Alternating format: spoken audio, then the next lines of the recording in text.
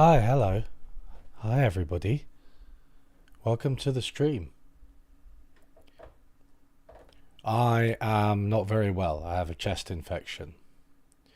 Now, you might wonder why I'm streaming today, why I soldier on through so much just to deliver more content for you. But I think the answer is just that I'm that kind of guy.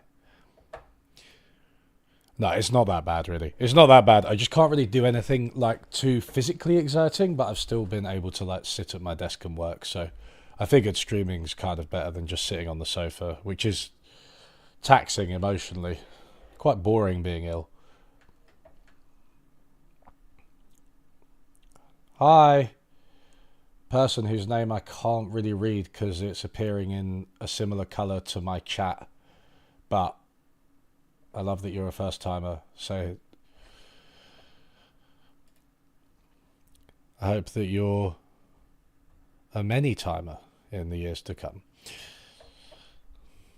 Could have come up with better there. It's like I said, I'm ill, so my brain's a bit foggy.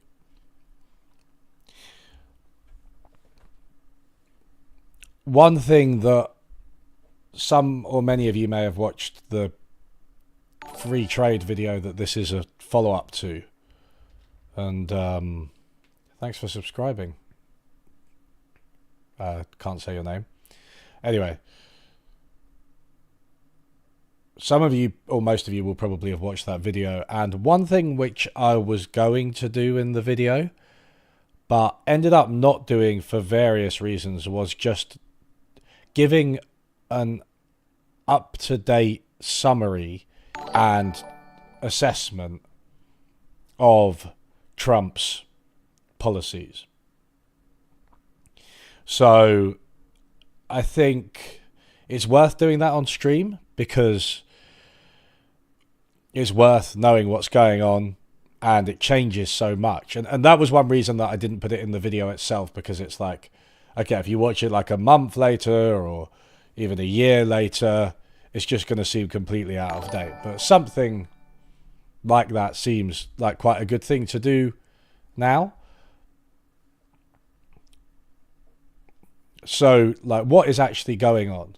Because there's a lot going on with the US economy and the tariffs, and it changes all the time. When Trump changes his mind about a country, we saw him change his mind about Russia, Ukraine, seemingly recently, not directly related to tariffs, but based on the last person he spoke to, he can change his mind. There was that clip where he was talking about farmers and immigrants, and he was like, oh yeah, the farmers, they actually need the immigrants that we're deporting, it turns out. So that's not good. Maybe we can't deport as many of them as we thought. Similar with supply chains. I think he realized that supply chains cross over from the US to Canada to Mexico, back to the US, back to Canada again. And it's like, if you impose tariffs, you impose costs at every single stage of that, completely destroy the supply chain, multiply costs by maybe even an order of magnitude. And it's just absolutely absurd to do that. And the fact that he didn't know that is itself worrying. But of course, we know that what Trump is doing is he's a bully.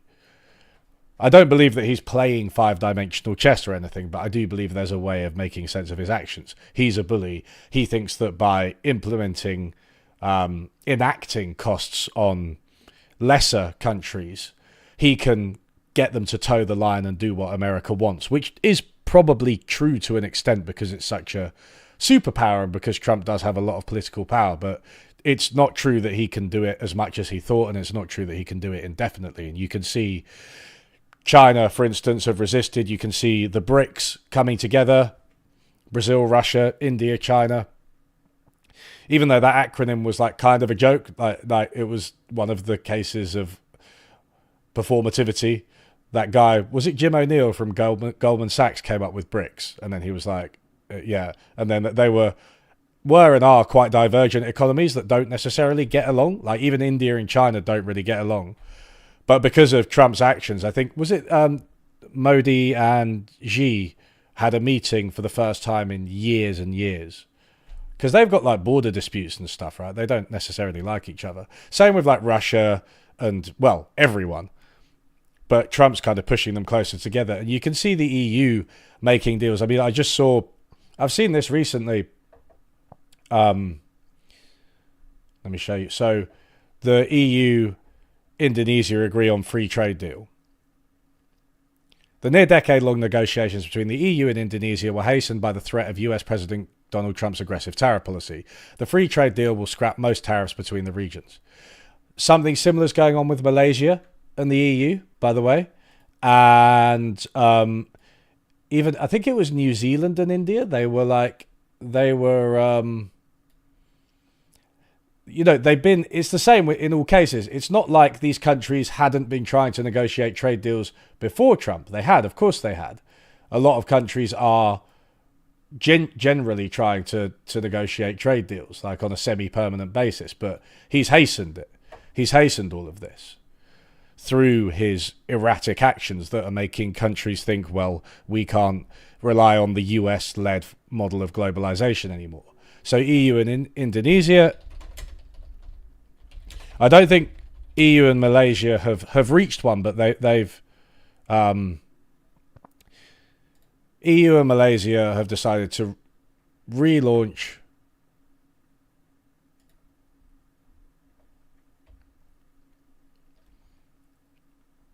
in January. So they've developed for a long time.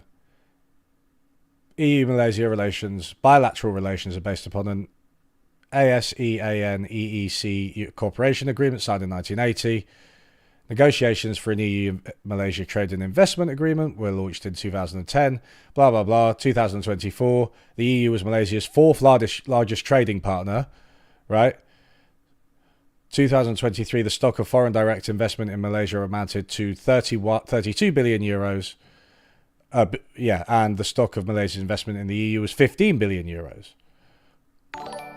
Like, I think, and in January 2025, the EU and Malaysia announced the resumption of negotiations for a comprehensive and modern free trade agreement. So it's like Trump's, I think, still stuck in a 20th century model of the USA where it's like the only major economy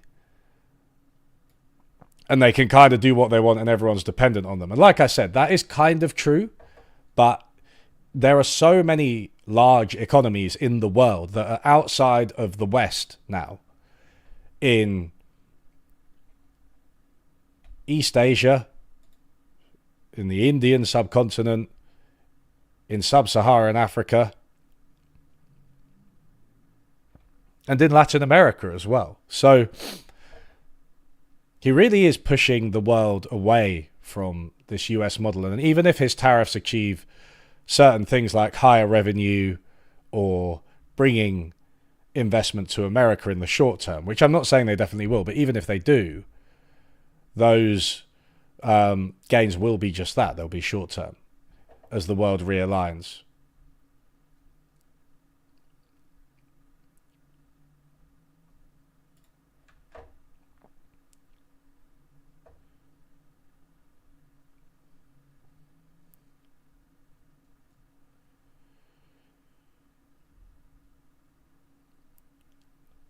Who knows whether Trump's actually changed his mind on Russia? He just says things, doesn't he? It was quite a mad statement for him to be like, now the Ukraine are going to take back some Russian territory. But I suppose there's two ways of interpreting that. One of them is to say, oh, he's completely reversed his position and changed tack. And the other one is to say he is literally insane and has no idea what he's saying at any one time.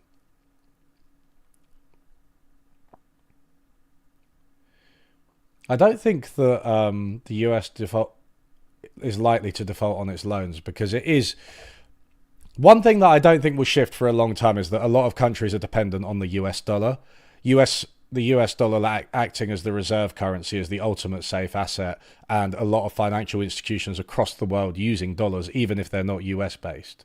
A lot of transactions across the world take place in dollars. I think that's one of the really big factors that makes the USA dominant, and I think people underestimate it. I think people overestimate like its GDP and its military as a determinant of its dominance and how reliant people are on it.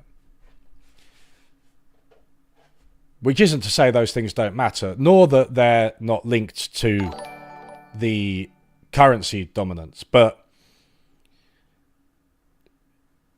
you know, the Dutch currency, whose name eludes me, was the dominant currency at one point, and the Dutch weren't even that militarily dominant. The pound was dominant, and that was when the Navy was dominant. But ultimately, financial systems and organizations run based on like laws and norms and trust and things like that, and people just use the dollar constantly. A video on agriculture specifically. I've never really thought about that. I don't know what that would look like. UE videos have a certain angle. I'd have to think about what me talk, because I don't really like to do UE talks about this. It's only if I've got something to say. And considering I've never set foot outside, I don't really know much about farming. Do I know anything about the USA-Argentina possible swap agreement? That's a really good question. Not more than I know about swap agreements in general, which is something. So they put this in place, well, actually in 2008 for a whole bunch of countries, mostly Western ones. I think over the subsequent decade, and especially during COVID, they expanded them. But the idea is that if you need dollars, which, like, as I just discussed, a lot of countries do, and none more so than Latin American countries. If you need dollars, then the Fed will just swap other currencies, mostly yours. And I'm not sure of the specifics of the Argentinian one. Brazil already has access to this, by the way, as of COVID. But the Fed will accept your currency or perhaps other currencies and just swap them, which saves you from going to the markets, which makes it less costly and saves you spooking the markets. It's basically just like the Fed being the central bank of the world, which it kind of is anyway. So this should be available to every country in a fair and equitable world where the US was treating other countries properly and didn't want to twist the knife to make them abide by its laws. And the only reason they're granting it to Argentina is because Argentina has gone the direction the US wants, a really free market direction that favors American corporations. That much is obvious. And it's interesting how they're crashing. You know, they did their anarcho-capitalism. Okay, it kind of took the weight out of inflation by reducing demand loads, by putting a bunch of people into poverty. Some of it's improved a little bit, and the macroeconomic performance indicators were doing well, but oh look, they've got another currency crisis. This is what happens to Argentina. And people think that they're saved for a couple of years and they got another currency crisis because the problem is structural. Now, the swap lines are one really big thing which could help them. But it is interesting that they've only been permitted those swap lines once they go down this ultra-free market angle. They're being bailed out. Milei's policies have failed on their own terms. But on the other hand, I hope that these swap lines just get extended to Argentina on a permanent basis and to everyone who needs them.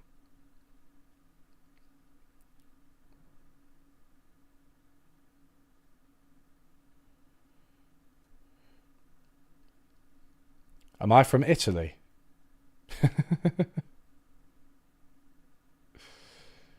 Hi, Hanif. Given how much of global assets are owned by banks and equity groups, how much does government actions even matter anymore re global trade? That's a good question as well.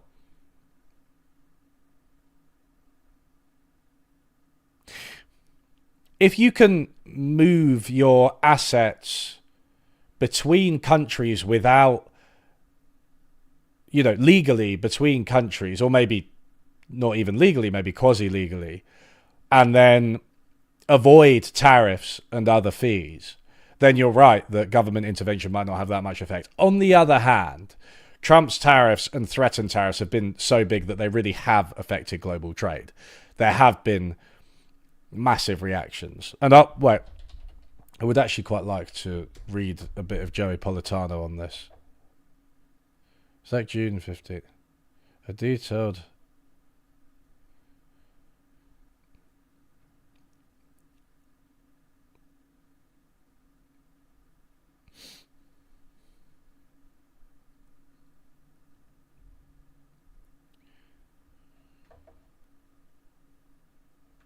You just binged 8 of my videos yesterday playing Monster Hunter. That's the way to do it. Although I'm actually not a massive fan of Monster Hunter, I must confess. I like games where you attack big monsters, seemingly, but Monster Hunter, I couldn't get on board with it. That it didn't have any sense of curiosity or progress for me. I played it for about 10 hours, but...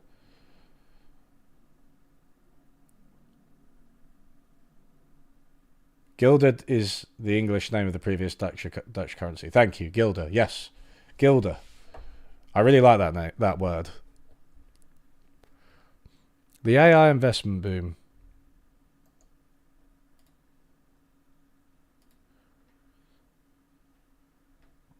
April. June. June is the latest one. How tariffs are breaking US trade.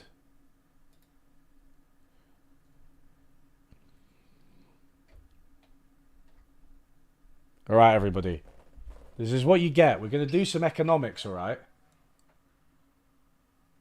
No, so this is what I...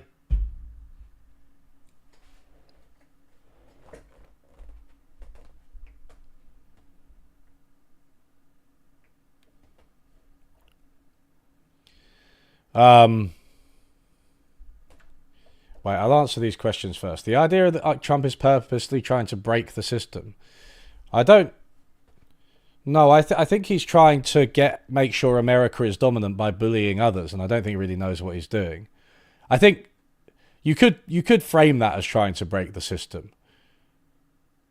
But his advisors have made loads of money betting on these tariffs and stuff, like shorting stocks. He said that. I don't know about the Milei soybean deal with China. But, I mean, yeah, I guess he's using it to do things. Which is, I guess, the leeway that kind of bailout grants you. Argentina's poverty rate started to slowly decrease. Yeah, I you know, with things like that, I really want to look into the data a bit more and like how it's calculated, because I'm not ruling out shenanigans there. Not necessarily with falsifying the data deliberately, although that's a possibility, but I mean more there might just be artifacts in the way it's calculated that haven't really worked after like such a structural shift as Milei. Like the entire economy might have changed and the way they used to measure poverty might not work anymore. Or the data might just be bad in general. But I need to look into it more. I do think that economies eventually recover, even if there's like a really horrible recession. Like there will be some kind of employment and stuff. So if you cut the public sector, like something will fill the gap eventually over the long term. It might not be good. It might be worse than what came before it, but it will do it.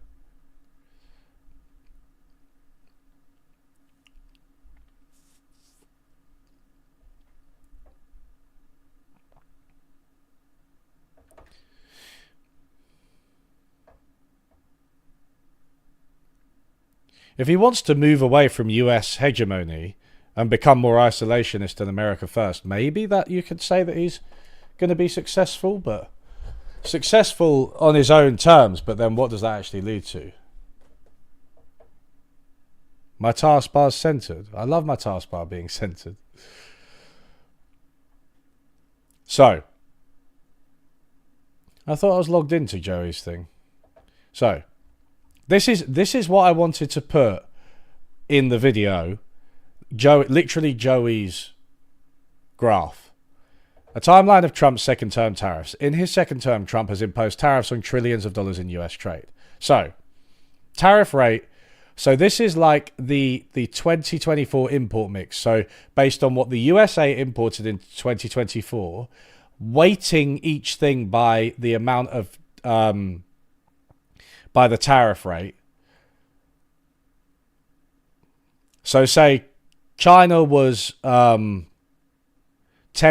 of all US imports, and they put a 10% tariff rate on China, that would mean that the weighted amount would be like 1%, right?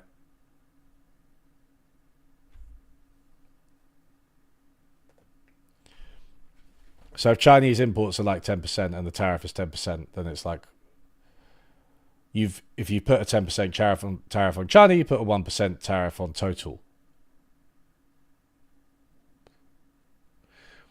So that's what this does. But obviously this gets very complicated. But early on it was just China.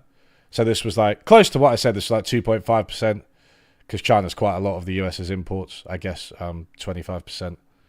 Then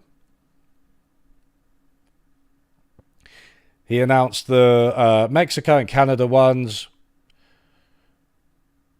Oh, sorry. I'm sorry. I just misread that. So that dotted line is when the 10% China one comes on. Right. So it's about 2%. So maybe Chinese imports are like 20% of. So it was already at this before Trump. And then it went up, 10% China, then up with these China, Mexico, Canada, then back down a little bit because he backtracked, and then up for just steel and aluminium, right? Which is like another couple of percentage points. Then 10% on most countries, 25% on cars. 10 to 40% on most countries, 74% on China. 41. So that went up and peaked. Then he did 41% on China instead of 74%, which put it back down there. 90-day pause on the 10 to 40% on other countries. The car parts, the non-USMCA car parts, actually, wait. Is that United States, Mexico, Canada? Sorry. Yeah. UK deal was here. 90-day pause on China, so it goes right down because that was at 115%. Although, I don't know where 115% in China came in this graph. I mean, it's just chaos, right? What is actually the tariff rate at any given point? But so this is the weighted tariff amount is peaking at like 27%. And then it's coming back down. And as of June, it was at like 16%, which was about 10 percentage points higher than it was at the start. Or more. 12 percentage points higher. But it's gone all the way up. And it's come down by like a third from the peak. But so he has announced more tariffs since then. But also walked back on some of them.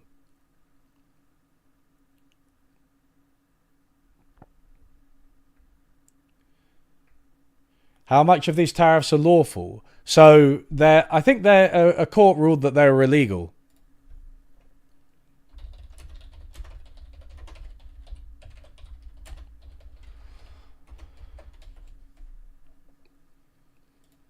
Trump tariffs, what happens next after court rules them illegal?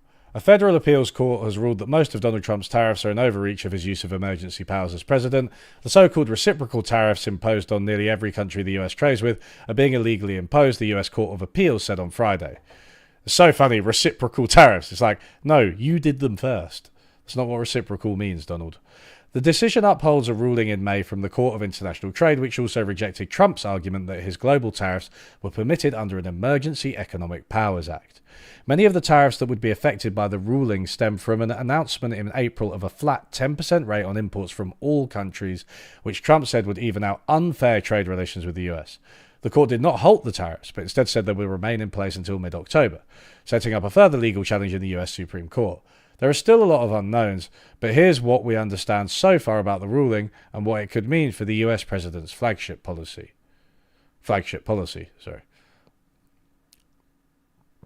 Yeah, Trump doesn't have the authority. So what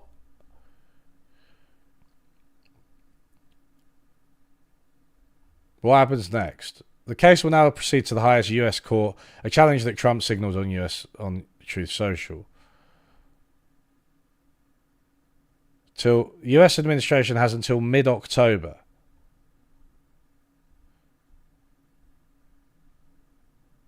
After 14th of October, they will no longer be enforceable.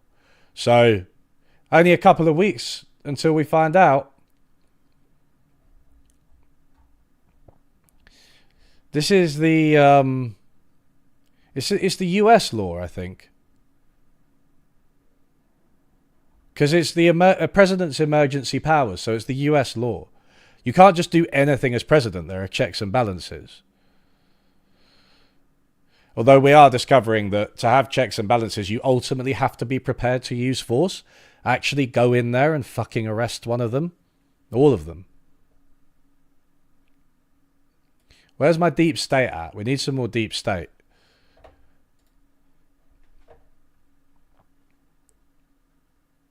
What impact will the tariffs have on India? I mean, how much does India export to the USA? Probably a reasonable amount, but not as many. It's not as dependent on the USA as China, so I shouldn't imagine too much.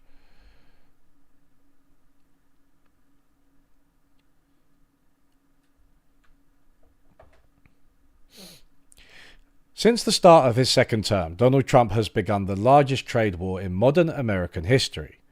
At peak, tariffs had risen to more than 11 times their 2024 levels, and today they remain more than 7 times higher than last year, even as Trump's 115% China tariffs and much of his April 2nd tariffs remain paused. Trump has also been constantly manipulating those tariff rates since coming into office, unable to go more than 28 days without another major change.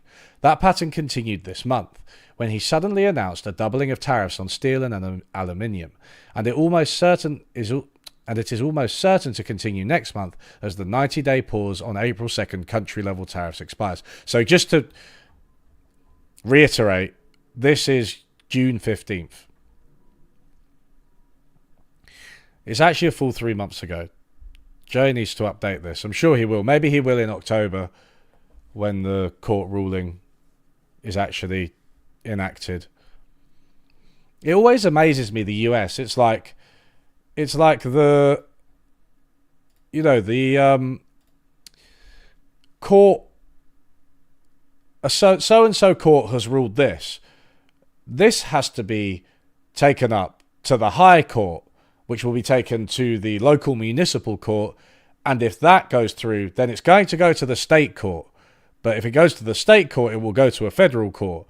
And eventually it could go to the Supreme Court. It's like, okay, so a court's made a ruling, but it's like 3 years until anything possibly happens.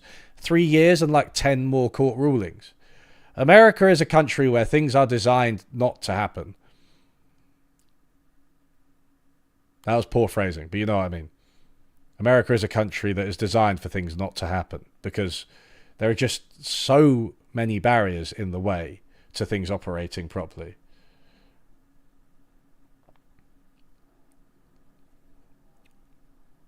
Can you imagine Elon Musk getting arrested, though? That would be amazing.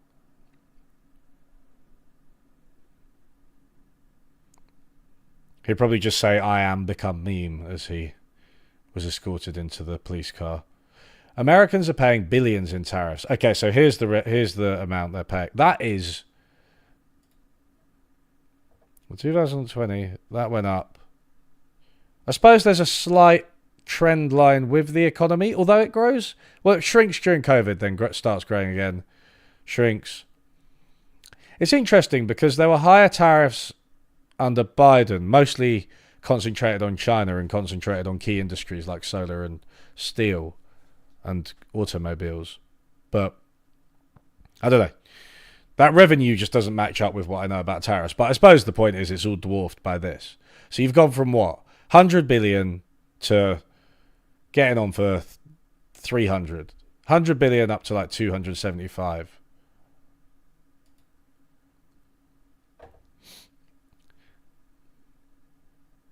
It's really interesting because I saw some MAGA people celebrating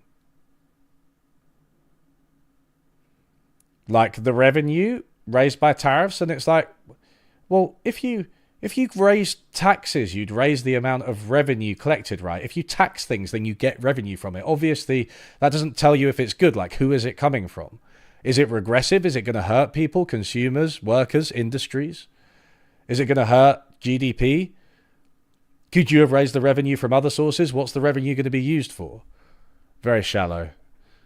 Shock. MAGA's economic analysis is shallow.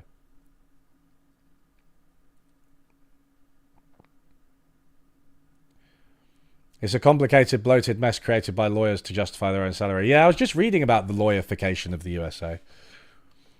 There are a lot of lawyers. You guys have a lot of TV shows about lawyers. And they're all really annoying, just like lawyers. It's quite interesting, that. Like, I've never understood, like, somebody who watches Suits and thinks that they're smart and cool and wants to be like them.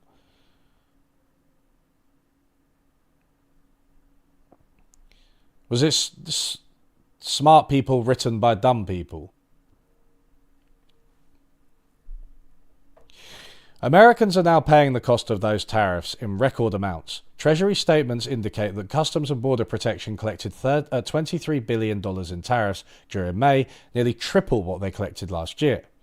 By revenue, this represents the largest US tax hike in more than 30 years, and it is all concentrated in the haphazard imposition of one of the most economically destructive taxes possible.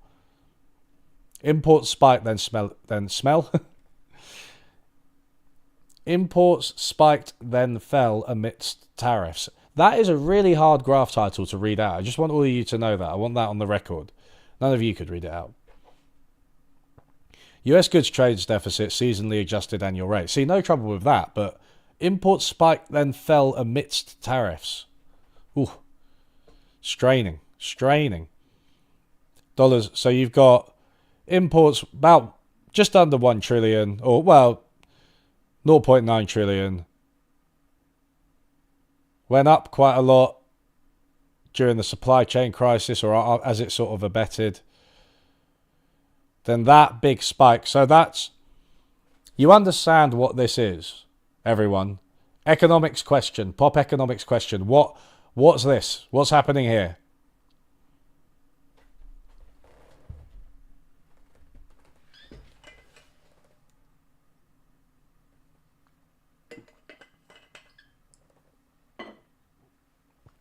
Milei's policy is mostly working. We were just talking about how the country has to be bailed out because they've got the same problems that they had when he came in.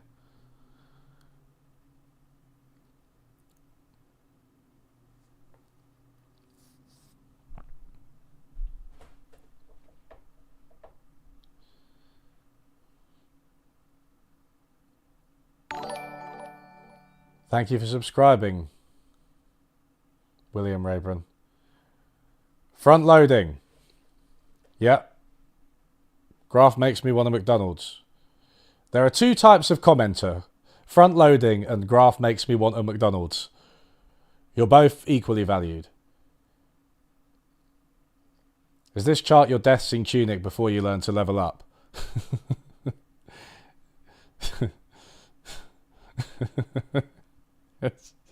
That's the librarian. Actually, maybe that is. Revenue rises as tariffs are imposed, then falls as imports drop. So this isn't revenue. This is imports. So front loading, right? So they bear in mind when Trump announces tariffs, they don't go into effect immediately. And there have been all sorts of pauses and delays, and more tariffs are expected in the future. So what businesses are doing is stockpiling before the tariffs are implemented, or before they go up even further, while things are lower cost, before the tariffs are actually implemented. Then, as soon as they're implemented, the demand goes down and businesses find another way to do things, or they cut back their activity or go bust or whatever. So yeah, whoever said front loading is right.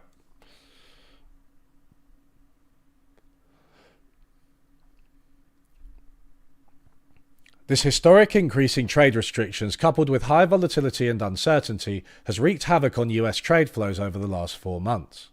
Between November and March, the US goods trade deficit surged 53% before dropping 46% in April as the largest of Trump's tariffs began to take effect. This is historically unprecedented trade volatility, with the March to April change in the trade deficit being the largest on record by an incredibly wide margin. That combination of high trade restrictiveness and extreme policy uncertainty is now pushing American trade to the breaking point.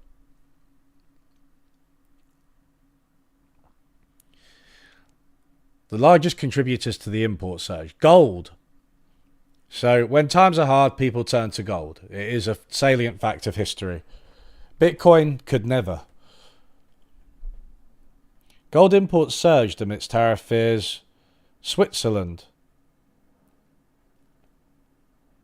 US gold imports. Oh, from Switzerland. You got to love that Nazi gold, haven't you? I love that Nazi gold coming through. It's still, you know, they were so kind, weren't they, to put all that gold in Switzerland for us.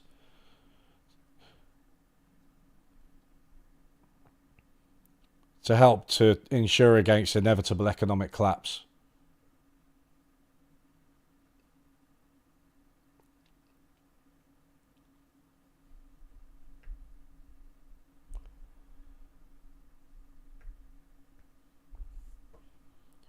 Yeah, I mean, Millet took the wind out of inflation by like crashing the economy and reducing demand. That's something that you can do. I don't know about your poverty stats. Those don't seem right. Poverty went up. It started to trickle back down, but it went up. But now they need bailing out. They need a bailout from the USA because their currency is not holding. It's the same thing, as always. Short term, he took short term measures that made some of the macroeconomic variables look good, but Argentina still has the same structural problems that it's always had. Basically, just a complete lack of development of its industrial sector and a dependence on the dollar. Although virtually every part of US trade has been affected by these tariffs, the shifts in the overall trade deficit have been dominated by only two types of goods: pharmaceuticals and gold.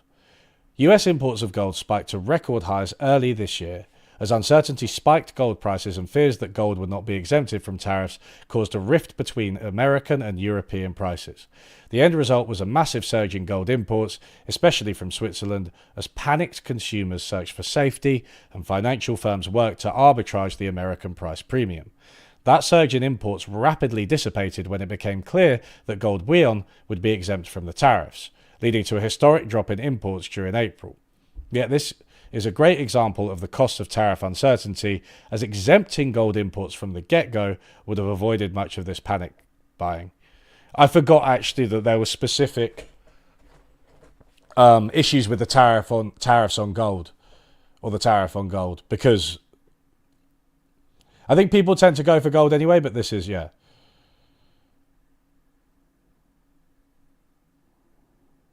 That they changed the tariffs on gold specifically. Obviously fueled it. Farmer imports spiked amidst tariff fears. US farmer imports spiked to record highs in March, especially from the European Union. Hell yeah, European Union. Oh wait, we're not in that anymore. So you just see this spike again and again, don't you? Right? Panic, stockpile, panic, stockpile. Try to adjust to the new normal. The second major contributor to recent historic shifts in the trade deficit has been pharmaceuticals, where imports peaked at 142% above their 2024 levels before dropping. Drug imports have been mentioned as a key tariff target for months, and while they have so far remained exempt from almost all of Trump's tariffs, pharmaceutical companies are not taking any chances and stocking up as much inventory as possible. The vast majority of that import surge has come from the European Union, home of research and manufacturing hubs that have long been America's #1 foreign source of medicine, and they've been particularly concentrated in Ireland, where many drug multinationals manufacture for tax avoidance purposes. Yes, trickle-down economics works.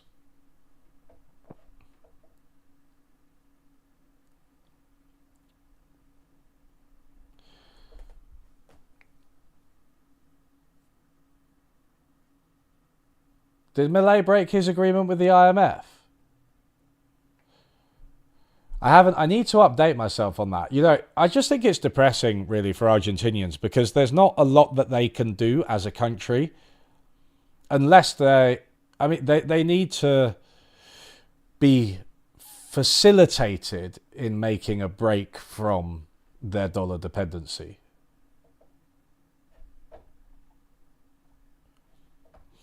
America's collapsing trade with China. Okay, here we go. US imports from China are sinking. So what? 10% tariff all goods, 10% tariff all goods, 125% tariff most goods. Is that... So imports from China. The US imports a lot from China, just to be clear. 400 billion. Bear in mind total imports was what? 1 trillion?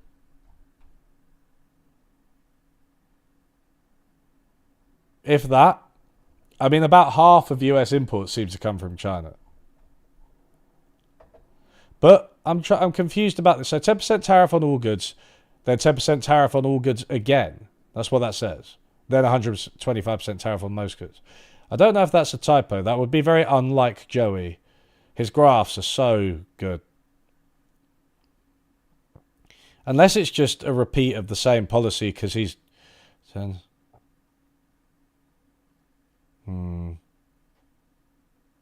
Because that's 10% China there. 10% China. 10% most countries. Maybe that is supposed to say most countries here. 10% tariff, all goods, all countries. Oh, I don't know. Whatever. Anyway, look, the tariffs on China have risen and imports have fallen. That's what matters.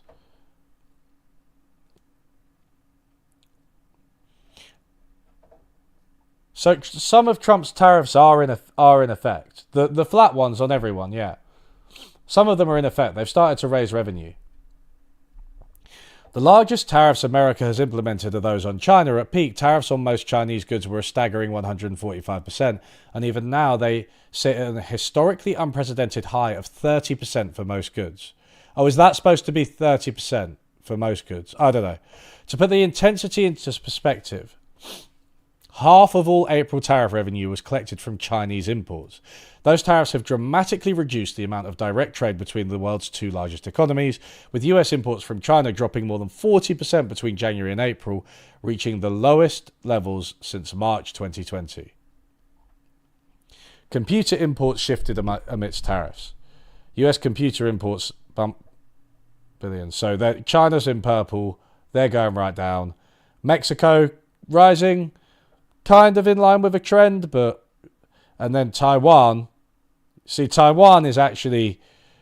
I feel like Taiwan's the story here, right? You can see that is almost mirrored with China. It feels like they're replacing the Chinese ones. But Mexican as well, and I don't know. Maybe a bit of Vietnam. All other countries. It's mad that computer imports, all other countries, is so low. I mean, that's only the US's imports. It doesn't mean they don't produce them, but... Bear in mind, China, in a year and a half ago, China and Mexico were at the same level. Taiwan was basically nothing. Or Taiwan was at the same level as all others. Boys Substack? Would like your analysis. Folded hands emoji. Ben Riley. Yeah, maybe. You know, Econo Boy kind of quit online. I think his Substack's still active, but I know he wrote a series on how he became a social democrat or even a democratic socialist from being a social democrat. I am interested in his thoughts. I might review it. I was going to speak to him about it, but then he quit online. Wonder if I can coax him back, but I don't blame him for quitting online. He has a family to spend time with.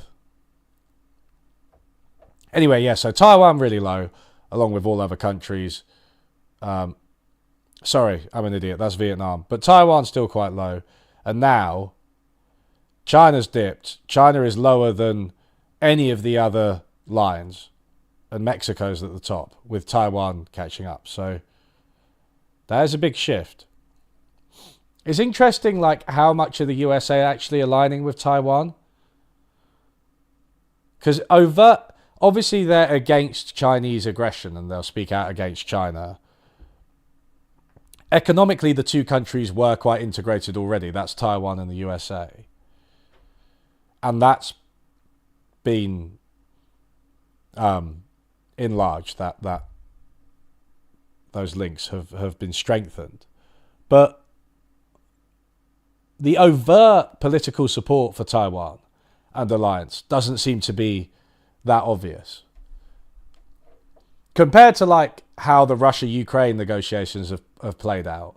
And I appreciate it's less urgent because China obviously hasn't invaded Taiwan. But the way the Russian-Ukrainian negotiations are playing out, and it's like, we're aligned with them. No, we're aligned with them, like explicit meetings. It does seem that Taiwan's just not mentioned that much.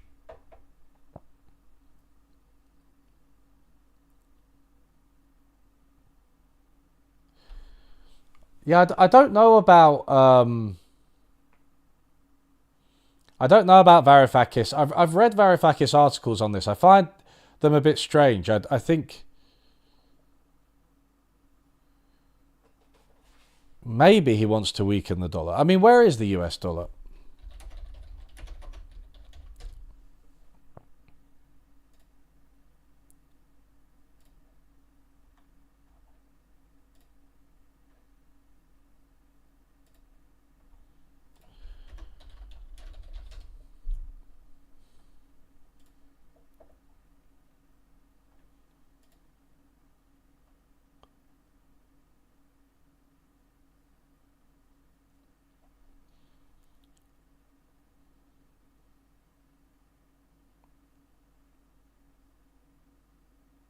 I mean, it's, you know, yeah. There's been some weakening, but that drop in Chinese imports was led by the country's large consumer electronics sector, which has long been the world's primary source of technological devices. US imports of Chinese computers are down 70% compared to last year, with laptop imports dropping to the lowest level in more than 20 years. Imports from Taiwan, Mexico, Vietnam, and a few other countries like Thailand have largely made up the slack, but are still collectively struggling to meet America's ravenous demand for computers. Smartphone imports fell amidst tariffs. Where is the USA going to get all its smartphones from? Well, are you guys like struggling? Can you not get the new iPhone 17? Are you upset? Are you crying? Are you going to cry if you can't get the new iPhone 17? Is everybody in the USA just crying? Likewise, US smartphone imports dramatically tanked as tariffs on China ramped up, with imports also dropping 70% compared to last April. America instead bought more phones from India and Vietnam, with both countries surpassing China as a source of imports in the last 2 months. Yeah, but China's dipped, so that's... I mean, it's still low, isn't it? Yeah, okay, they've risen, but not enough to offset the decline from China. This largely represents the decision-making of Apple, the country's dominant phone brand, which has long worked to partially diversify its supply chains out of China and is now putting in overtime to assemble most American phones in its Indian and Vietnamese factories. Yet right now, those non-Chinese made phones are still nowhere near enough to make up for the shortfall caused by the China tariffs.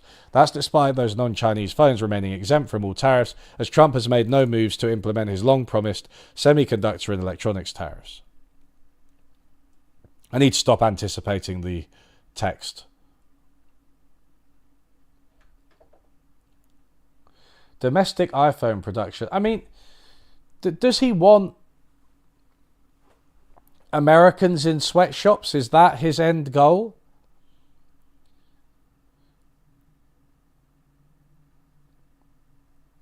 I think it's going to be quite difficult politically to get that. And also, if anybody would be doing that kind of job in America, it would be the immigrants, particularly the illegal immigrants who don't have rights. So this is why I think the whole project is contradictory, because if you're not relying on cheap labor from that's been outsourced, you're going to have to use cheap labor at home. And if you have an anti-immigrant stance aggressively to the point of deporting people, then you're going to have natives do it.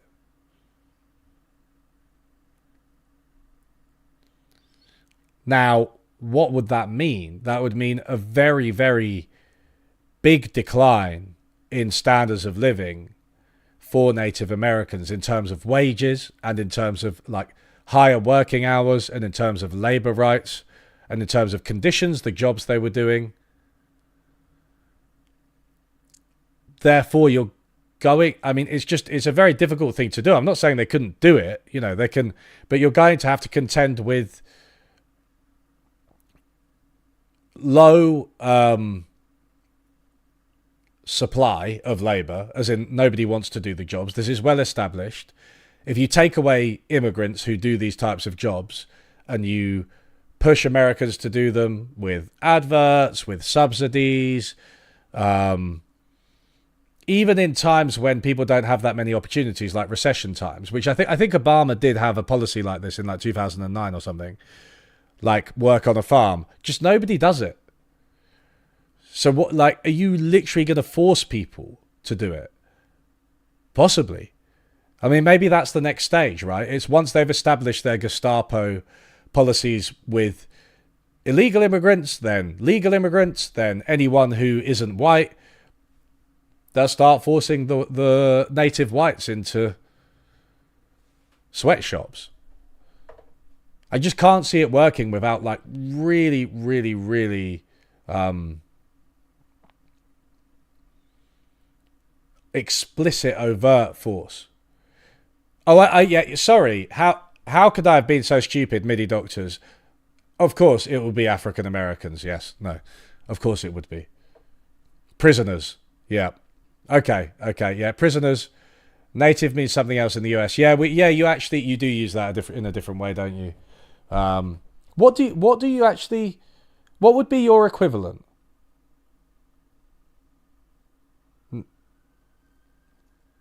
So yeah, we say native in the UK for like people like me, I guess, who were born in the UK. Obviously, it's more frequently used for white people, even though that isn't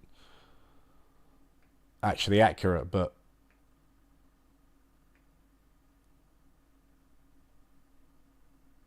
native born. Okay. Legal citizens. But I don't... Okay, so I would distinguish legal citizens from what I'm talking about, because I'm talking about the race, right? Because I think those who are like second generation immigrants who are legal citizens but are still thought of as immigrants would be targeted before like native whites, like native born whites.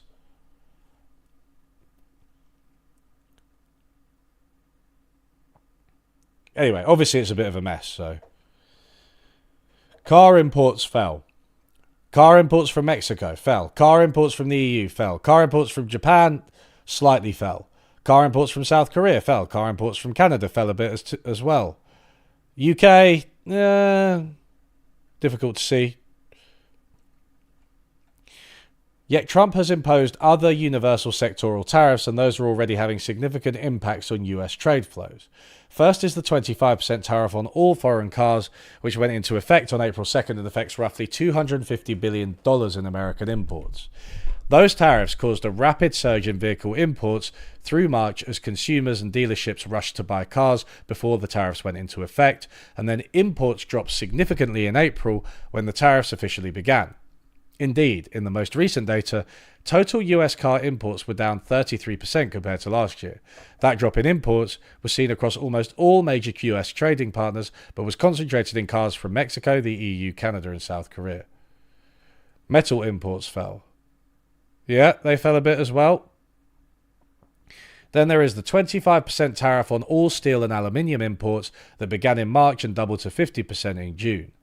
The data we have through April shows a significant decrease in aluminium imports after some frantic tariff front-running in March, with similar but more muted effects for US steel imports. Who said front-running earlier? Gold stars, that's what Joey called it. The imposition of 50% tariffs will likely further reduce metal imports, but at an even higher cost to the wider population of downstream manufacturers, construction companies, and consumers that rely on affordable materials.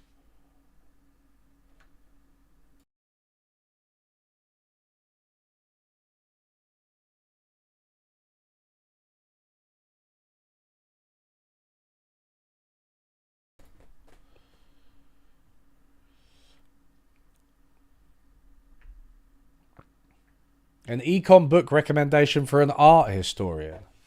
Oh, God. You'd want it to be well written. Why don't you go with John Lanchester, How to Speak Money?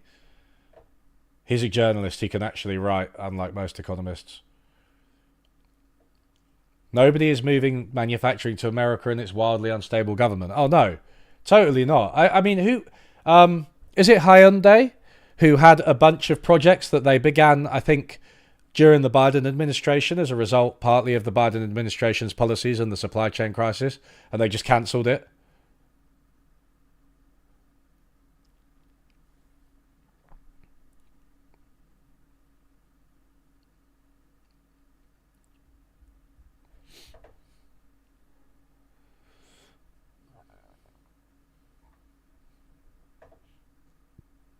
US exports also dropped. Canada. Whoa.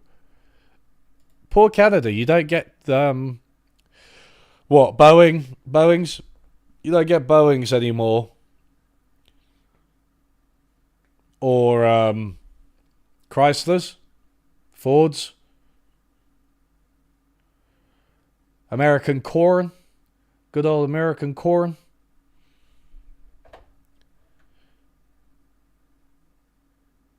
Mexico less. China sort of more of a gradual one, but I mean, unmistakably, none of them are going up. You can say that. You can say that for sure. I'll tell you that for free. Oh, Hyundai had the issue with the work visas. Yeah, that's right. Yeah, it was an ICE raid on their workers. That's right.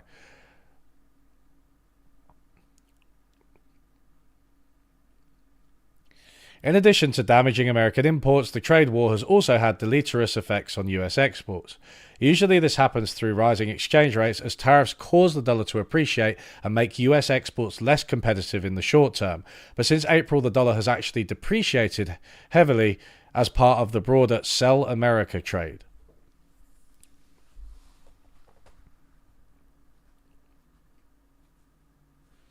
The drop in US exports has come primarily from retaliatory tariffs and hardening foreign public opinion to US made goods. Indeed, overall US exports have held steady amidst the trade war. Its exports to a key subset of trading partners that have tanked. I thought I caught him with a typo then, but I hadn't. Gross exports to Canada have dropped by nearly $50 billion annualized, and gross exports to both China and Mexico have dropped by nearly $25 billion. I'm surprised by how much it's exports to Canada. Do you reckon that's like Canadian sentiment turning against the US more so than Mexico and China? In the sense that those countries might have probably more anti-American sentiment priced in already, whereas Canada were like, I thought we were friends, and then stopped buying.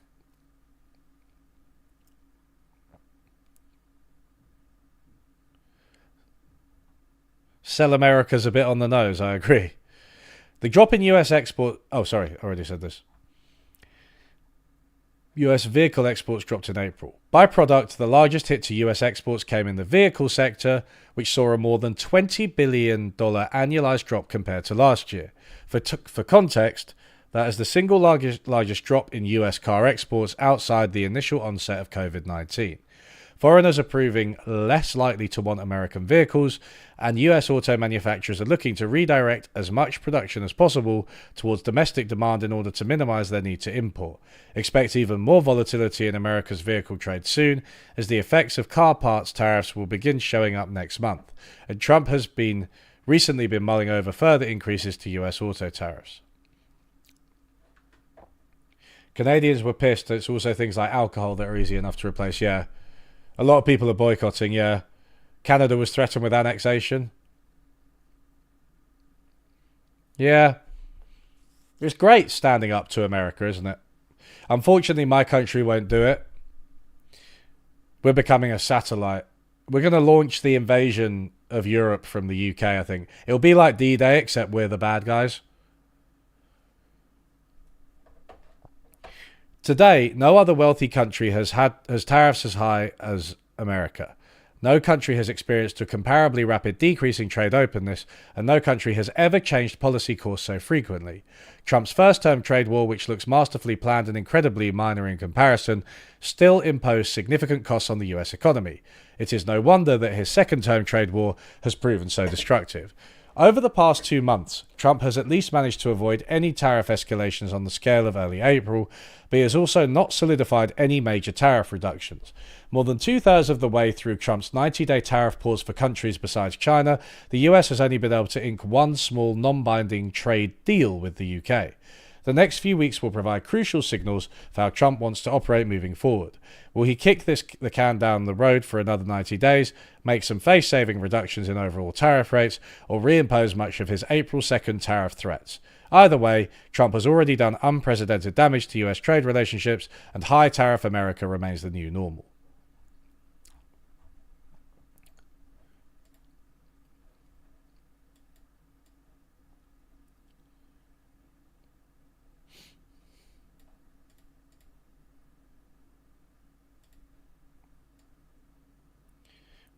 Might read about the US-UK trade deal. Don't know. Maybe not now. So, what clearly, the tariffs have had massive effects on imports, on exports. It'll increase the cost of living. It will hurt industry. One thing that has come to light recently is that American growth is still quite high.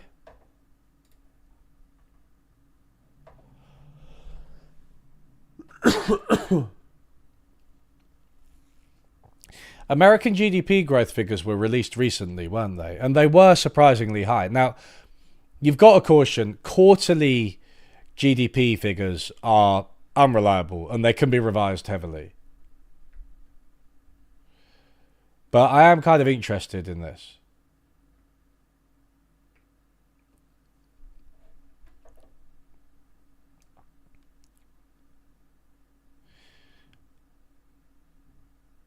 So,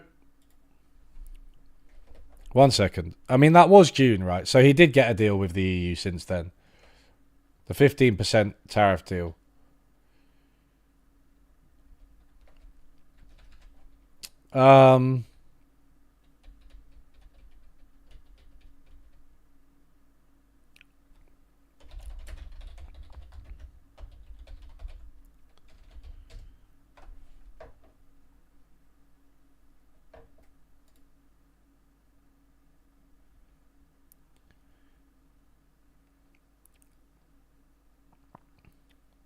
So in the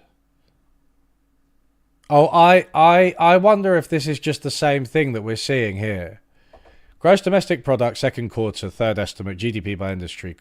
So low growth in first quarter. Now, if you look at 2024, that is normal for growth to be lower in the first quarter. Post-Christmas, winter, that is kind of normal. Having said that, it was negative in the first quarter of 2025 and it was positive in the first quarter of 2024. So bear that in mind. But this, I wonder if this is just a corollary of all of these massive imports that we saw.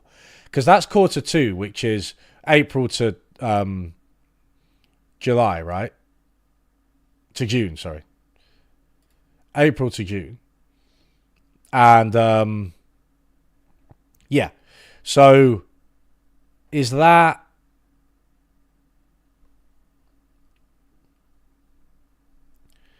not just this same front loading that we saw here? Because the import data is more is updated much more frequently and much more quickly than like GDP data. So 2024, 2025. I don't know though. I don't know if they actually line up. It'd be helpful to have 2020. Farmer imports spiked. And 25, 1. So that's... Each one of these is like 6 months. I think. July over to like... Sorry, each one of these is 3 months. Is that a quarter? Is that how he's done it?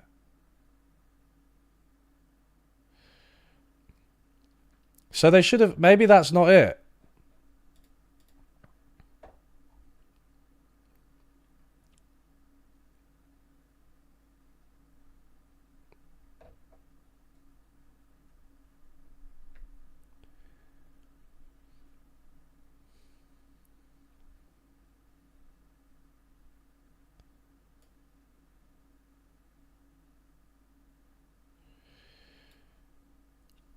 So Douglas Carswell says, Europeans are in denial about the real causes of Americans' surging prosperity. We can learn from policy innovation in the US. The country is thriving because our states are free to thrive. Every day this week, Douglas Carswell will be writing on the lessons that the UK can learn from the policy innovations driving growth in the US states.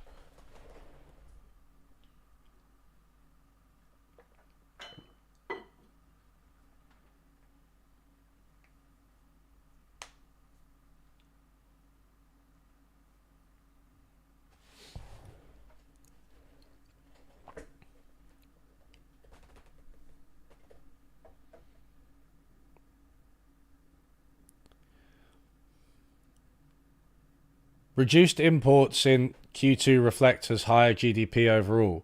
Well, exports were reduced as well, right? I mean, I think that's like a macroeconomic identity that you're reasoning from, but there's more complex stuff going on as well, in the sense that if there were inputs, then it might reduce other, investment and consumption.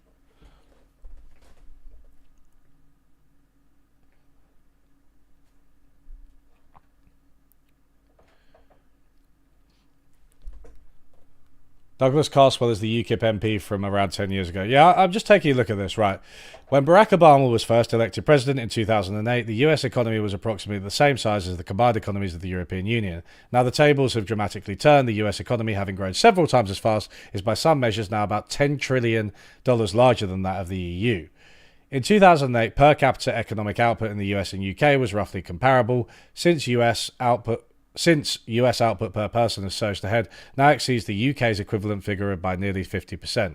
A decade ago, wages in the US and UK were closely aligned. In 2023, full-time annual earnings in the US averaged $80,000 in 2023, significantly higher than the £43,000 UK equivalent. And Britain is a relative success story when compared to its European peers. Growth in major economies like Germany, France, and Italy has been slower still, highlighting an even starker contrast with the US. Okay. At first glance, where would you rather live? Like, even if you take all that as a given, compared to like the slowest growing economies here are the places I'd like to live the most: Germany, France, and Italy, compared to the UK or US. Obviously, your mileage may vary wherever you are, but like, nobody can deny the painful reality that the US has economically outpaced Europe and the UK over a period of nearly 2 decades. Perhaps less obvious to those outside the US are the reasons for this success. The United States has not outperformed because of massive federal spending under Joe Biden or Barack Obama's reforms to Wall Street, both policy areas within the left's comfort zone. Its success is deeply rooted in the achievements of a series of largely conservative states. Unlike the European Union, which often speaks of federalism but operates with a centralized approach, the United States embodies true decentralization. Powers not explicitly granted to the federal government are held by the states. Understanding this dynamic is crucial to grasping why America is thriving. Okay, but the EU has been held back by the euro, which is nobody's idea. The left don't like the euro. Economists don't like the euro. The right don't like the euro. It's a terrible idea. It's massively held back European economies. The United States federal government may be less interventionist in some senses, but it is actually quite macroeconomically active. It invests during downturns. And it's able to do that because it has fiscal union, whereas the Eurozone doesn't. Having been a member of Parliament for 12 years in the UK before moving to America to run a state-based think tank, it came as a shock to discover quite how decentralized the US actually is. States set their own taxes and labour laws. Unlike in Britain, there is not only no national curriculum, education policy is largely a matter for each state. Oh my God, and you have red states literally teaching people that creationism is true. What the fuck? Why is that necessarily... Like, decentralization isn't just good. The American education system is terrible. I honestly, right, American students, it is well known in the UK that our education system isn't as good as, like, you know, a lot of Central European ones. It is well known in the UK, American undergraduates, you've got to, like, teach them how to write. Like, they didn't learn anything at school. Sorry, guys. It's like, it's a known thing among the teachers. You're like, oh shit, like, yeah, we've got to keep the Americans up. And that's with the UK education system, which is not even that good. The Netherlands laughs at all of us. They speak like 10 different languages better than native speakers. And or like I remember my ex was Vietnamese, and she was, because I started calculus at the age of 16. And in many cases, again, your mileage may vary. The US is a big place and everybody's different. But in many cases, calculus, people don't do calculus until university, until undergraduate in the US. They did it when they were 14. In Vietnam, that is. The federal government might set overarching goals for energy policy and enforce national standards, but states still have enormous authority. California might go all in for renewables, but states like Mississippi have largely ignored them. In America, right, okay, what does that have to do with anything? Has the search for renewables been successful? In America, there is a federal minimum wage of $7.25 an hour, but it is up to each state to decide if they want to raise it above that. Some, like California and Washington State, have raised it to more than $16 an hour. In Britain, but what about the real minimum wage in terms of prices? In Britain, the minimum wage is set at about the same level as it is in California, but it is applied to everywhere from London to the Isle of Lewis.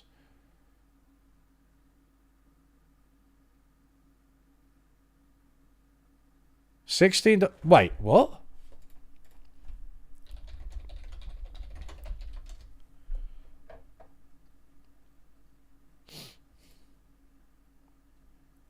£12 for age. So, okay, so just to. Now, if I interpret him charitably, he's right in saying that there's no geographic variation in the minimum wage. There is, however, variation by age, and he might have seen fit to mention that. Like, it is tiered by age. You can see this. It's $12.21, which is $16 an hour, the Californian rate. He's probably roughly right there. But for aged 18 to 20, aged under 18 or apprentice rate, it's not. It's lower. It's substantially lower. It's what, like 40% lower for apprentices or people aged under 18? But more to the point, America is much bigger than the UK. California is geographically and economically bigger than the UK. California has the same minimum wage throughout. The UK has the same minimum wage throughout. Apples and oranges. Douglas, how do people like this get to be an MP? Even though states are largely free to set their own policies, at the same time broad regional patterns emerge. New England, the Midwest, and the West Coast often mirror Europe with higher taxes and more interventionist governments. In contrast, the mountain states and South are typically more conservative, favouring lower taxes and limited government involvement. Guess where much of the growth is? Okay, so this is the only actual argument he's made, right? He said the age... Choking on my own rage here. He said the education system is more decentralised, didn't defend it, didn't show it was good. He made some claims about the minimum wage, which can also be highly disputed. And he said something about renewables as well. He dismissed fiscal policy, stimulus under Obama and Biden, without much evidence. Now he's doing something which does make a bit of sense, which is cross-state comparisons. And this is a familiar argument for anybody who follows this debate. It's that red states have more of the growth. In recent years, many of America's fastest-growing states have been found in the South. Consider the snapshot of the first quarter of 2025, a period in which the US economy as a whole struggled, contracting slightly. Not so in many of the southern powerhouses. South Carolina led the pack, with real GDP growing at 1.7% annualized, followed by Florida, Alabama, Arkansas, and North Carolina. Even my home state of Mississippi, often viewed as an economic underperformer, outcompeted all the states usually associated with US prosperity: California, New York, and Illinois. This has been a consistent picture since at least the pandemic, and in many cases from well before that. And these US states run like European countries, have growth rates closer to Europe too. How are they run like European countries? California isn't run like a European country. It doesn't have the same kinds of policies. They don't have as much public transport. LA is just a fucking car park. California has Silicon Valley. There are such long hours at Silicon Valley. There are tax breaks, right? How can you just say they're run like Europe? This is so American, which is even more annoying because he's not even American. But he's adopted this like, hey man, you guys are just like Europe. Like, so general. This is shit. This is so bad. Now, it is true that red states have grown a bit faster, but when you're making a really simple comparison, right? So in this, consider this statistically, right? His independent variable is the state and which way it voted. His dependent variable is growth. What is the effect of which way a state votes on growth? He's saying that it's positive. Now, this is a correlation. However, there could be other causes of this growth. Number one, California and New York are kind of full. Like, they are historically very fast-growing places, but that has led to a massive increase in prices. I'm not saying that's a good thing, but it is a reflection of growth. Therefore, people start to migrate elsewhere, like Texas. There's one possible cause that doesn't necessarily have anything to do with politics. Secondly, consider whether if you get down to a finer grained voting patterns, is it the red areas that are growing fast in Texas? I don't think so. I think it's the cities which tend to be more blue. This is, of course, a difficult point for some to accept. That's the ecological fallacy, by the way. I always blabber on about the ecological fallacy. You can't reason from a higher level, states, down to a lower level, individual localities. Each time I've noted that Mississippi's per capita output has surpassed the UK's, the reaction online is often visceral, even from otherwise reasoned individuals. So, two things, right? Number one, again, where would you rather live? Like, I think the UK is a bit of a shithole. I'd still rather live in the UK than Mississippi. Second, under the veil of ignorance. Second, why hasn't he mentioned austerity? Austerity is responsible for so much of the decline of the UK and of a lot of European countries within the euro, particularly the pigs. No mention of austerity here, incredibly. Versus the fiscal expansion of the US, which he just dismisses at the start without actually going into any detail. Why? The progressive worldview tends to caricature economically and culturally conservative states, derisively labelled the Bible Belt, as backwards. Yet states that are all supposed to be about God, guns, and grits... Okay, right, I'm going to stop reading this because it's fucking stupid. So anyway, it's not like... So he hasn't established at all that blue states are like Europe, nor that this is what's causing their problems. Blue states do have problems. There's this argument about how some of these states have restrictive building laws, which doesn't help with housing. Fair, I think you can grant that, but there are so many other causes for what's going on and for the lackluster performance of the UK and EU that just don't depend on the things that he wants to highlight. And the bottom line is, again, GDP growth isn't everything. Where would you rather live?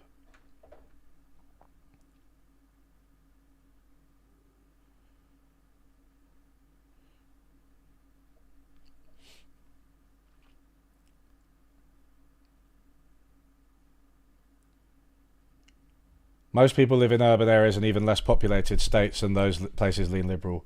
The reason the South has grown fastest is because they started much further behind. It's just the economic legacy of the Civil War. This seems to ignore that it's easier to grow when your starting point is in the dumps. True, it could just be catch-up growth. That's it there, yeah. The mass adoption of the air conditioner has enabled cheap land to become habitable. Interesting. California is definitely more interventionist than much of the country. Compare that with a state like Texas, which is quite a bit more market oriented. This isn't that controversial here. Yeah, but I don't think California's like Europe. Like, I don't think it has levels of social spending, for instance, that are like Europe. Or a transport system or a layout. It's still car centric. It's still, relatively low tax, relatively low public spend, relatively low regulation. Like, I think it's more free market than a lot of Europe, is my point. Gary King thinks you can get around the ecological fallacy under certain conditions. Who's Gary King? Is this a joke I'm not getting? Well, you can get around it with proper statistical design, but I'm just saying reasoning from a higher level to a lower one isn't necessarily good.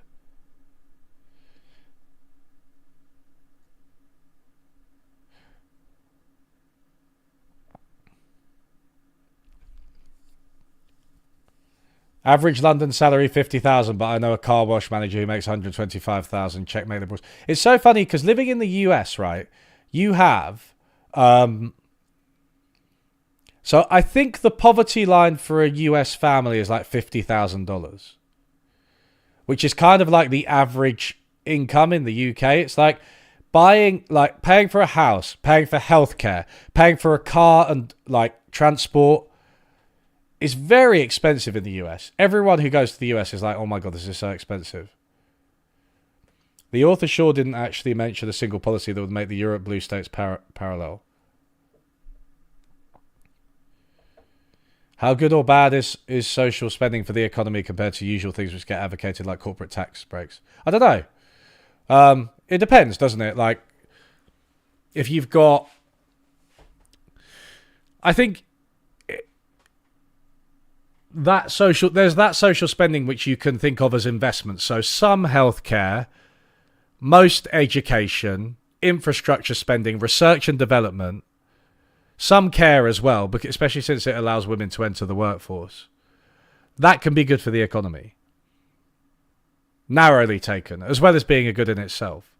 So if you manage that properly, I think it could be a really good thing. Hi, Floyd.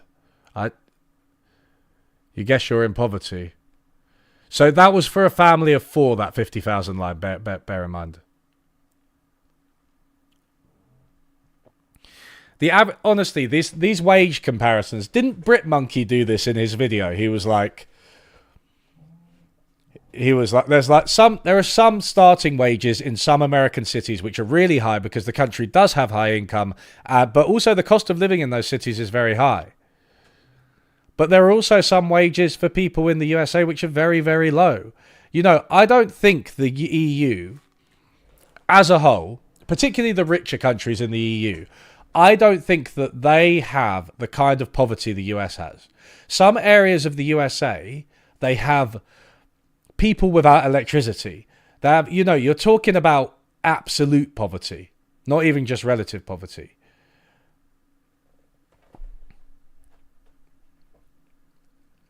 Life expectancy is dropping in America. Politically, it's utter chaos. There's so much inequality. So 30k a year. Wait.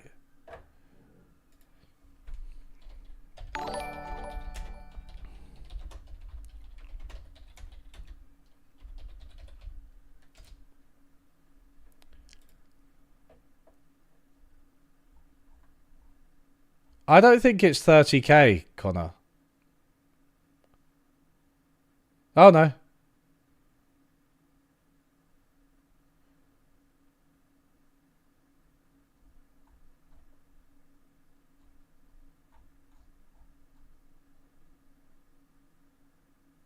Wait a second. Where am I getting that 50,000 figure from?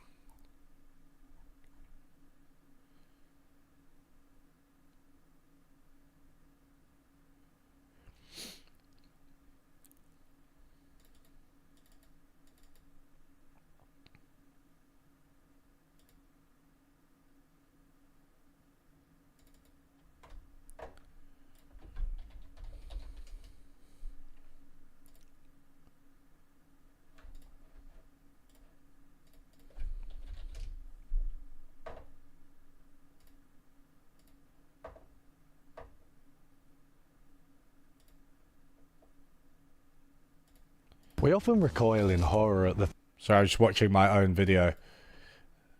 Wow, look how bald I am. I have hair. References. We don't need to watch the actual video.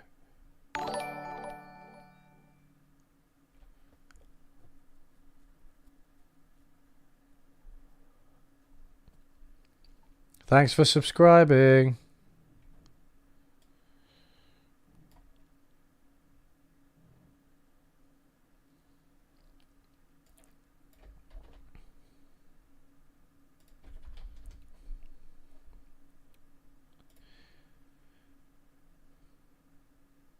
Global concern about climate change, broad support for limiting emissions. This is the global one. I wanted the... What? No.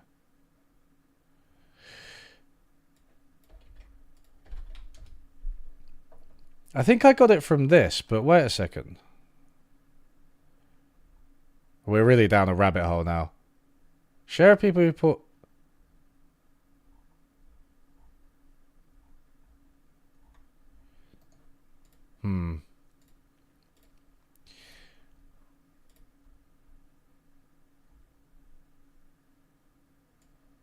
One second.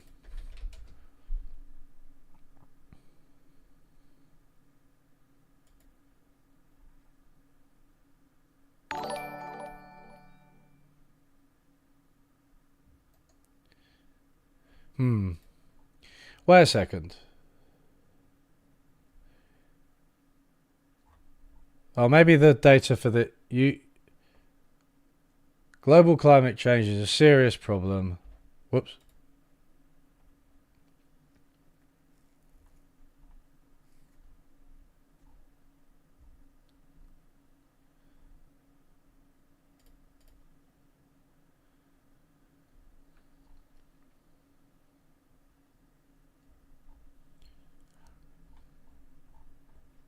I think it was the data from here, but I can't actually find what I was talking about.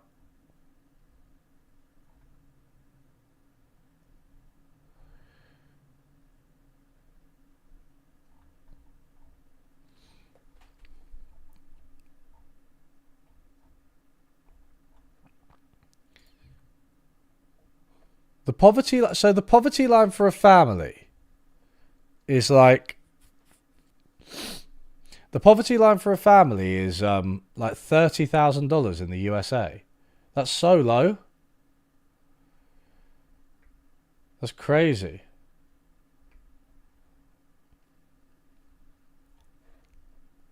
So I was on the Census Bureau.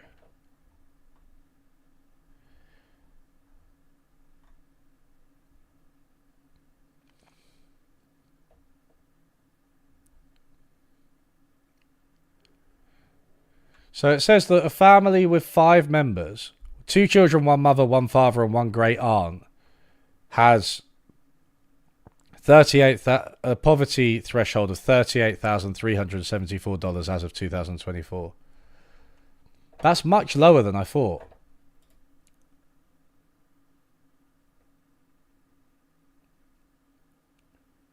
We make our poverty line super low so we don't have to pay public assistance. I mean, that's so low. I can't believe that.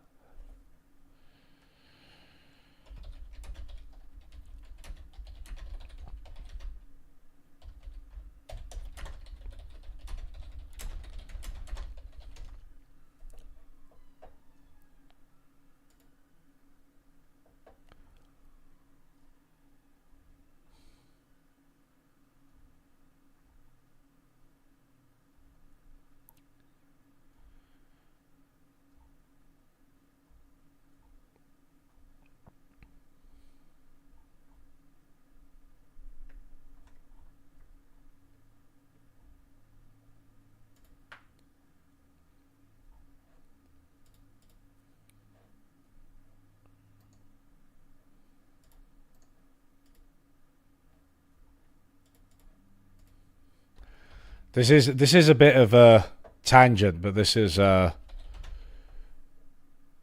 This has started to annoy me now. Where did I get this fucking...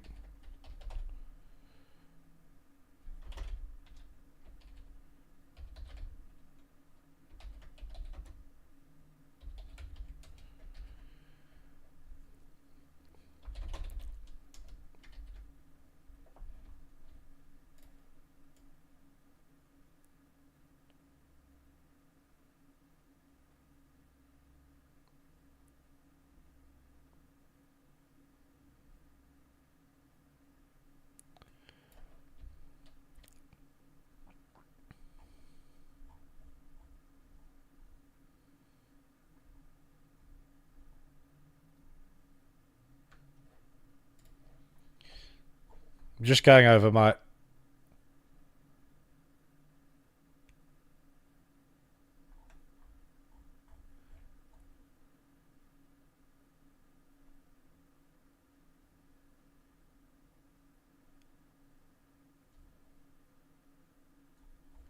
Um...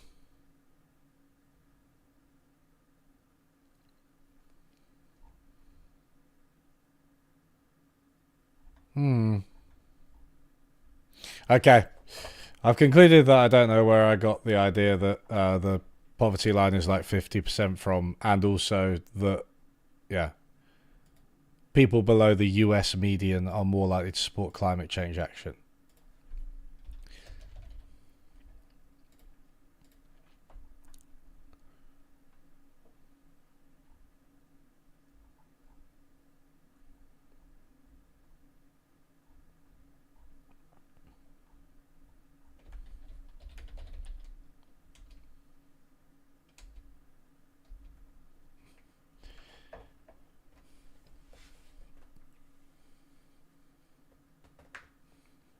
MMT theory. You'll have to look at my FAQ. Think, depending on the state, for a single person it's like 12k dot or something. Basically you'll qualify for food stamps in most areas, but healthcare will vary from state to state. You thought it was a Dark Souls 2 stream? Did I have... Wait, why? What made you think that? I did actually stream Dark Souls 2 a bit like a while ago. I think they're on this channel on the playlists in like 2023. Ooh, can you guys hear that? Lawnmower outside. I did a video with Money and Macro, or maybe a live chat and a... Fuck me.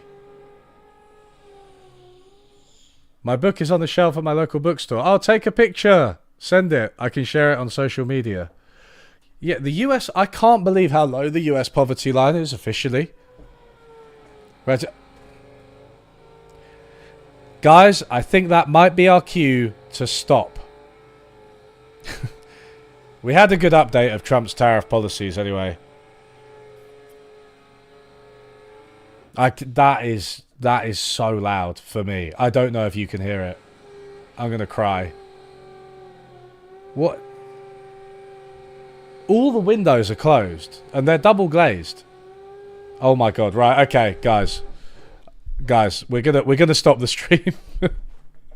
I need to stop anyway because I'm not very well. But anyway, thank you, everybody, for joining. You know, maybe I'll clip the good bits of this stream. Who knows? Upload them to the second channel. Love you all. Thanks for tuning in. Thanks for watching my videos.